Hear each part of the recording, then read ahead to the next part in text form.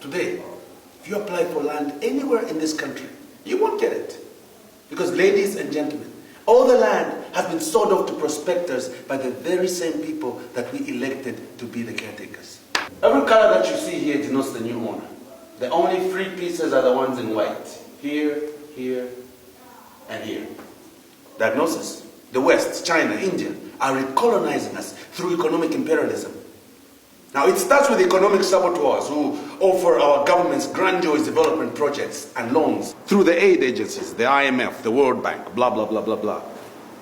They appeal to the egos and greed of our leaders, promising them re-election, even if it means rigging those elections. But what our leaders fail to understand is that these loans are already rigged, and there's nowhere in the world that we can repay them. So for the rest of our lives and that of our children, we are struggling to stay ahead of interest payments. If the economic saboteur fails, then the boys in plain clothes step up to the line, and we know how ruthless they can be. Their modus operandi: assassination. The result: Nicaragua, or maybe much closer to home, the Congo, where they overthrow the government and install a puppet. If that fails, then they step in with their uniform and heavy artillery. Think Vietnam, or maybe much more recently, Iraq.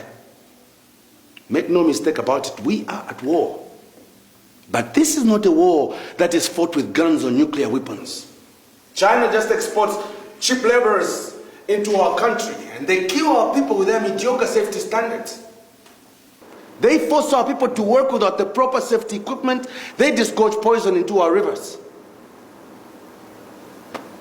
This is a war that rages behind the vaunted wars of international banks and multinational corporations.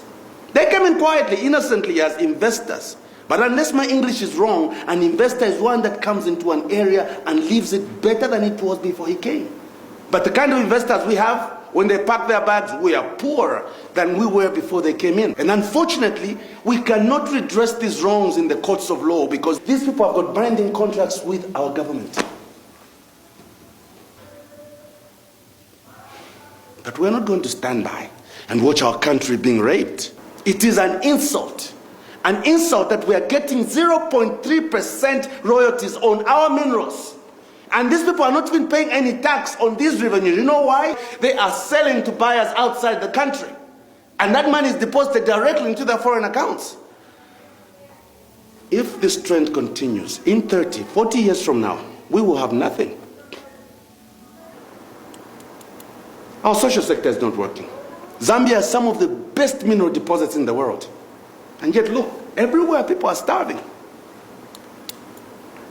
So it's not about race or socialism. It's about doing the right thing. I'm as much a fan of capitalism as George W. Bush, Hu Jintao, and all the rest of them. But there is a big difference, people, between equitable capitalism and this blatant raping of a nation. Yes, Joe.